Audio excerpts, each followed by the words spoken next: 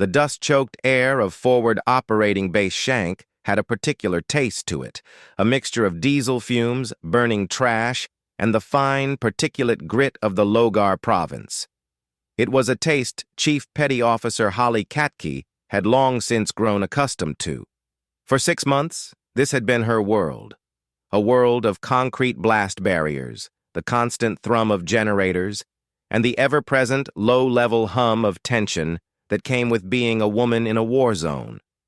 But for Holly, it was also a world of purpose. As a combat medic corpsman, her job was to heal, but her mission was far more complex. She had been hand-selected by Special Operations Command, pulled from the regular fleet for a joint operation with the Navy SEALs. Her value wasn't just in her medical expertise, but in her identity. In the conservative and tribal landscape of Iraq and Afghanistan, the village women were a closed book, forbidden by centuries of custom from speaking to male soldiers. Holly was the key that unlocked that book. Fluent in 4 languages, including Arabic, she was the one who sat with the women, earning their trust, treating their children, and quietly gathering the intelligence that could mean the difference between life and death for the men who went outside the wire. She moved through the base with a quiet competence that had earned her a grudging respect from the most hardened operators. She wasn't just a nurse. She was a warrior in her own right, carrying the same weight, breathing the same air, and facing the same threats. The night of April 14, 2010, however, that reality was brought into stark, chilling focus. Her commander called her into his office, but his face grim. The intelligence chatter had shifted. The enemy, he explained, now knew about her. They knew a woman was working with the infidel special forces, gathering secrets from their wives and mothers. She was no longer just a supporting asset. She was a high-value target. He gave her the news that should have brought relief. She was being sent stateside. Her tour was over. Until then, she was to stay behind the wire, inside the relative safety of the forward operating base. Holly listened, her expression unreadable. She understood the logic, the intention to protect her. But as she walked back to her bunk, the words of her commander warred with a different kind of logic, one born of the unspoken code of the Special Operations community. The next morning, a team was heading out. Guys she had broken bread with, patched up, and joked with. Guys who would be walking into the same kill zones they always did. As she lay on her cot, staring at the plywood ceiling, she made her decision. The way I looked at it, she would later recall, is the guys going out tomorrow. I said, what's the difference if a female goes out? The guys are targets. What makes me any different? At 29 years old, on the eve of her 30th birthday, Holly Katke believed in the bond of service more than she believed in the sanctuary of the wire. The morning of April 15th arrived with a hazy, pale sun that did little to warm the chill that never really left the desert air. Holly moved with the team, a shadow among shadows, her gear feeling lighter than it should have. She was focused, running through her mental checklists, now the familiar adrenaline cocktail of anticipation and focus sharpening her senses. The patrol moved through the dusty streets of a nearby village, a place that looked like any other, but could hide 1,000 threats in its alleyways and behind its mud-brick walls. Holly stayed vigilant, her eyes scanning the women in doorways, the children playing in the dirt, the rooftops. The heat was oppressive, even for April. She could feel a trickle of sweat running down her back beneath her body armor. At one point, during a lull in the patrol, she found herself near a police station, a relatively secure spot. She was trying to hydrate, the sun beating down on her helmet. The world was a wash of brown and beige, punctuated by the sharp crackle of the radio. Then, and in a fraction of a second that would split her life into before and after, the world went white, then black. She didn't hear the shot. There was no thunderclap, no warning. There was just an abrupt, violent stop to everything. When she came to, she was on the ground, the gritty dust pressing against her cheek. Her first disoriented thought was that she had finally succumbed to the heat, that she had simply passed out. It was an embarrassing human failure. But as she pushed herself up, her arms slid in something wet and slick. She looked down and saw blood. Her blood, streaming down her arm, a shocking arterial red against her tan uniform. Confusion was her first emotion, not pain. Pain would come later. A sniper's bullet, fired from a position they never identified, had found its mark. It had struck her in the nape of her neck, yet the perfectly aimed shot meant to kill. The high-velocity round had drilled through the base of her skull, tearing a path through her brain before coming to a violent rest, lodged behind her left eye socket. She was, by every medical metric, dead. But Holly Katke, the woman who had refused to stay behind the wire, refused to die on that dusty street. The chaos that erupted around her was a muted roar to her damaged senses. Teammates who had been scanning for threats just seconds before were now shouting for a medic, for her. They descended on her, their faces masks of focused terror. They applied pressure, called for a medevac, and tried to keep her alive. Holly, drifting in and out of a consciousness that felt like a rapidly deflating balloon, was aware of their hands on her, their voices. She was a corpsman, and in her fading moments of awareness, she recognized the sound of a life being fought for. It was her own.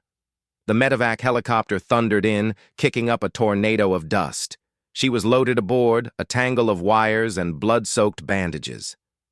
The flight to the nearest combat hospital was a blur of turbine whine and the urgent voices of the flight medics. At the hospital, the surgical team went to work.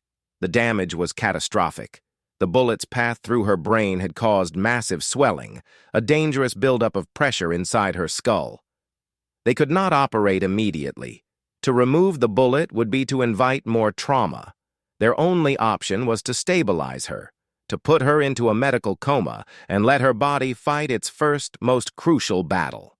They placed her in the trauma unit, and because patient names were withheld for security, she was given a new one. It was a name born of the grim humor and quiet hope of the medical staff who saw her clinging to life against impossible odds. They called her Hope Trauma. For a month, Holly Katke hung in the balance. She was in a coma, her body waging a war she couldn't consciously jihui. The swelling in her brain was a relentless enemy. Back home in Washington State, her family was notified. But the hardest notification was one she couldn't even comprehend. Her daughter, Leah, was just 4 years old. Her mother was gone, fighting for her life on the other side of the world, and Leah was left with a gaping absence she was too young to understand. When Holly finally woke up, it was not a peaceful return to the world. It was a terrifying, disorienting birth into a nightmare. She was in a hospital bed, her body heavy and uncooperative, her head a universe of pain. Her family was there, their faces etched with relief and sorrow.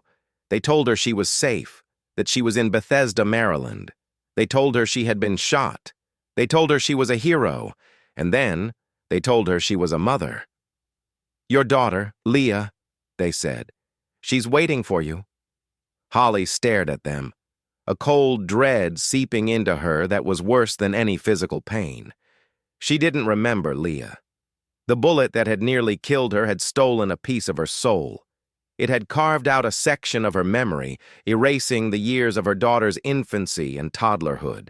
The faces, the first words, the tiny hands. It was all gone, replaced by a clinical void. The toughest part of her recovery wasn't the paralysis, the blindness, or the speech loss. It was waking up and being told she was a mom to a child she didn't know. The months that followed were a brutal gauntlet of rehabilitation. After 3 months, the swelling in her brain finally subsided enough for surgeons to perform the delicate operation to remove the bullet from behind her eye. The surgery was a success, but the damage was done. The bullet had left a wake of destruction. She was now legally blind.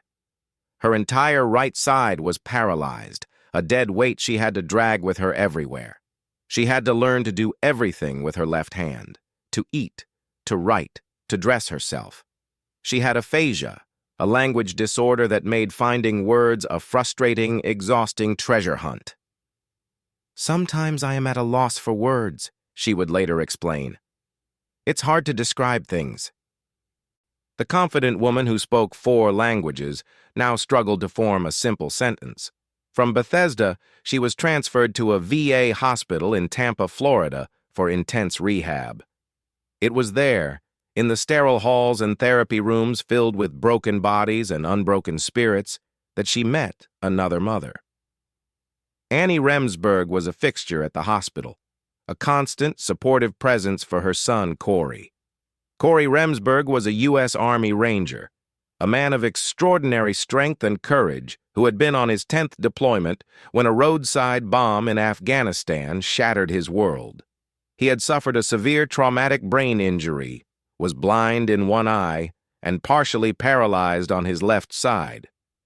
Annie understood the long, winding road of recovery that Holly was just beginning. She didn't see a broken patient. She saw a young woman, a mother, a warrior. She saw a daughter she hadn't known she was missing. Their friendship became a lifeline for Holly. Annie was there to listen, to encourage, to sit with her through the dark nights of depression and frustration. For 2 years, Holly fought in Tampa. She underwent countless therapies, slowly, painstakingly, rebuilding the neural pathways that had been shattered. She reconnected with Leah, building a new relationship from the ashes of the old, teaching herself to love a child she had to get to know all over again. Leah, in her own innocent way, became a powerful motivator. Her daughter and her determination to improve kept her going. Eventually, after 2 years, the military made its decision. Holly Katke was medically retired. After 14 years of service, she was a civilian. She moved back to Washington State, to the small town of Sequim, near her hometown of Port Angeles. She hoped the quiet would be healing. Instead, it became a prison. Sequim was small, isolated. She had no family nearby, no social support network. The drive to the VA hospital in Seattle was a grueling 6-hour round trip, a journey that exhausted her physically and mentally. She threw herself into online education, earning a bachelor's degree in health sciences and then a master's degree in global health from Trident University. It kept her mind active, but it couldn't fill the void of human connection. The depression that had been lurking at the edges of her recovery began to close in. She was a single mother, dealing with catastrophic injuries, living in a place where she felt utterly alone. Throughout this dark period, the phone calls with Annie Remsburg continued. Annie could hear it in Holly's voice, the flatness, the lack of hope. In one conversation, as Holly described her misery, Annie finally said, "If you are really unhappy, why don't you move?" Holly's response was a heartbroken whisper that cut straight through Annie's soul. "I have nowhere to go." For Annie, that was the final call to action. "My heart went out to her when she said that to me," Annie recalled. "I responded, 'Yes, you do, honey. You can move anywhere you want to, and we will help you.'" Annie and her husband Craig immediately became Holly's advocates. They began researching, making calls, and reaching out to nonprofits on her behalf. "I love her like a daughter," Annie said. "I refer to her as my adoptive daughter. She refers to me as Mom." They were determined to give their adoptive daughter a home. Their efforts led them to the Carrington Charitable Foundation in California, an organization dedicated to providing homes to wounded veterans. Holly would be the first woman veteran the foundation had ever helped. When asked where she wanted to go, Holly didn't hesitate. She wanted to be near the Remsburgs. She wanted to go to Arizona. The foundation bought a 1-story home in Gilbert, Arizona, and completely renovated it. They retrofitted it to meet ADA standards, widening doorways for her wheelchair, installing roll-in showers, and creating a space where she could move freely and safely. In mid-October, Holly and Leah, now a teenager about to turn 14, moved into their new home. They lived just a mile from Annie and Craig. The move was transformative. For the first time since her injury, Holly had a community. Annie connected her with local social and veteran support groups. The Phoenix VA hospital was within reach, and there was a clinic right in Gilbert. She had a team of people around her, a family by choice, who understood her struggles and celebrated her victories. The depression didn't vanish. She knew it would always be a battle. But it was no longer an all-consuming darkness. The support system gave her a foundation to stand on. She still used a cane to walk, and on days when the fatigue was overwhelming, she relied on her wheelchair. She still struggled with aphasia, the words sometimes dancing just out of reach. She still looked in the mirror and saw a stranger, a woman whose life had been fractured by a sniper's bullet a decade ago. She still got depressed. But she also had Leah, a daughter she had learned to love from scratch. But she had Annie, a mom who had refused to let her fade away. She had a home that was truly hers. Sitting in that Gilbert home, with the Arizona sun streaming through the windows, Holly Katke reflected on the journey. She thought about the woman she was before, the 17-year-old who walked into a recruitment center because the Air Force office was closed for lunch, who joined the Navy because she wanted to be a corpsman. She thought about the woman in Iraq, the high-value target who refused to stay behind the wire. She thought about hope trauma, the patient who wasn't supposed to survive. She was not the same person. That was undeniable. But when asked if she regretted enlisting, if she regretted that single decision that led her to that dusty street in Iraq, her answer was immediate and absolute. "Absolutely not," she said, and her voice firm. "I would do it again without a doubt."